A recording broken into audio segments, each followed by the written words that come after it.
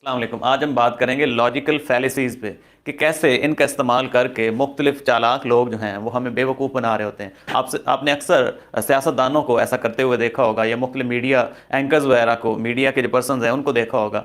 तो वो क्या करते हैं, वो पहले तो ये करते हैं कि जब भी उनसे कोई क्वेश्चन किया जाए तो उस क्वेश्चन में से कोई एक पार्ट निकाल के वो उसको एग्जैजरेट करके उसका जवाब कहीं और दे देंगे। यानी जो क्वेश्चन पूछा गया है उस बात का जवाब वो नहीं देंगे, बल्कि उस क्वेश्चन के किसी एक नुक्ते को लेके उसका जवाब देंगे और हमें कंफ्यूज कर देंगे कि उन्होंने उसका आंसर कर दिया। और फिर वो ये करेंगे कि उसी में से कोई क्वेश्चन में से वो जो आपने पूछा है उनकी कारकर्दगी के बारे में, उनकी परफॉर्मेंस के बारे में, तो उससे आपसे काउंटर क्वेश्चन कर लें कि आप क्या कर रहे हैं। यानी जो जवाब उन्होंने देना था अब वो बॉल जो है वो आपके कोर्ट में उन्होंने फेंक दी, तो वो काउंटर क्वेश्चन करके आपको फंसा लेंगे उसी अपने जाल में। या वो ये करते हैं कि आपको इमोशनल ब्लैकमेल करेंगे। आपने ये देखा होगा अक्सर औकात कि आप सच्चे पाकिस्तानी हैं तो आप इस इदारे को कभी भी क्रिटिसाइज नहीं कर सकते, या अगर आप सच्चे या हुब्बुल वतन सिंधी हैं तो आप पीपल पार्टी को सपोर्ट करेंगे। यानी इमोशनल ब्लैकमेल करेंगे। अगर आप पंजाबी हैं तो आपको नून लीग को ही सपोर्ट करना होगी, या अगर आप पठान हैं तो आपको इमरान खान को ही वोट देना होगा। तो ये इमोशनल ब्लैकमेल करना ये भी एक उसी का एक पार्ट है।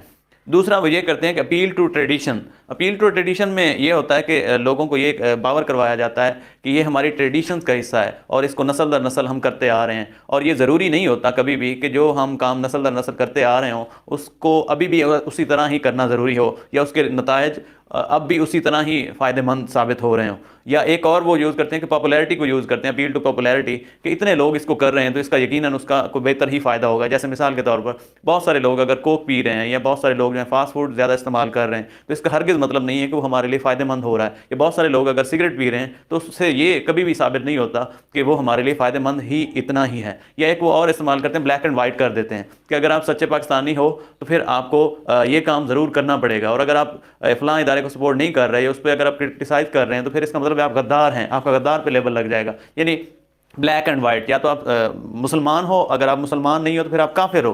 ठीक है, तो ये अगर फलां मौलवी की आपने बात सुन ली है, उसके आप फॉलोअर बन गए हैं, उसी के अकॉर्डिंग चल रहे हैं, तो फिर आप सच्चे मुसलमान हो गए। और अगर उसके आपने क्रिटिसाइज कर दिया या उससे डिसएग्री कर लिया तो फिर आप इसका मतलब आप काफिर हो गए। यानी ग्रे एरिया कोई छोड़ते ही नहीं है। एक और वो ट्रिक यूज़ करते हैं कि वो लोगों के दिलों में और लोगों के दिमाग में फेयर क्रिएट करते हैं कि ऐसा ना हुआ तो ये हो जाएगा, मुल्क दिवालिया हो जाएगा, अगर आपने हमें ना सपोर्ट किया तो इसका मतलब ये है कि मुल्क का खमियाजा इसका आपको भुगतना पड़ेगा, या मुल्क जो है वो उसका जनाजा निकल जाएगा। मतलब फेयर क्रिएट करेंगे कि ये हो जाएगा, ये हो जाएगा, ये हो जाएगा।